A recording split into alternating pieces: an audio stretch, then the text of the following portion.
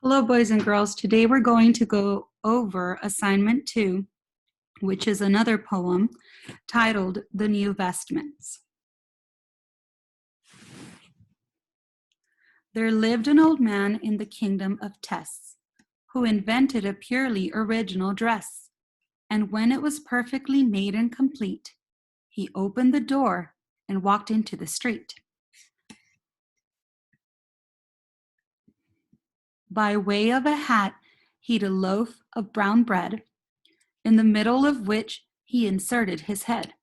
His shirt was made up of no end of dead mice, the warmth of whose skins was quite fluffy and nice. His drawers were the rabbit skins, so were his shoes. His stockings were skins, but it is not known whose. His waistcoat and trousers were made of pork chops. His buttons were jujubes and chocolate drops.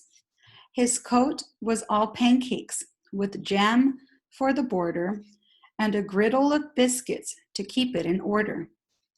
And he wore over all, as a screen from bad weather, a cloak of green cabbage leaves stitched all together. He had walked a short way when he heard a great noise of all sorts of beasticles, birdlings, and boys. And there, and from every long street and dark lane in the town, beast, birdies, and boys in a tumult rushed down. 2 cows and a calf ate his cabbage leaf cloak. 4 apes seized his griddle, which vanished like smoke. 3 kids ate up half of his pancakey coat, and the tails were devoured by an ancient he-goat.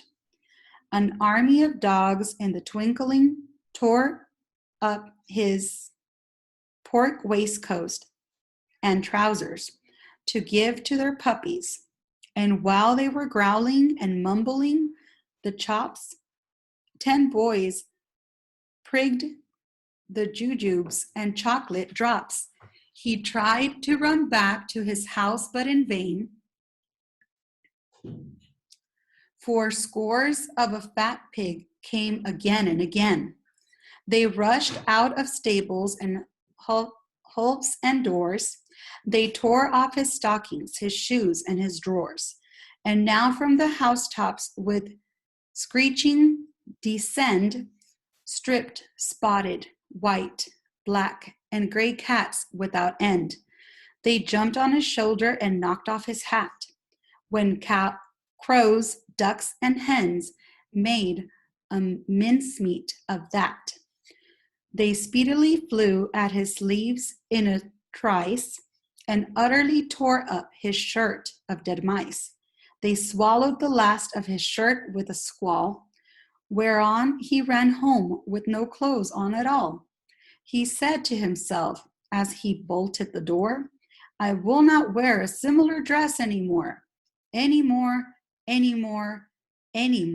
nevermore.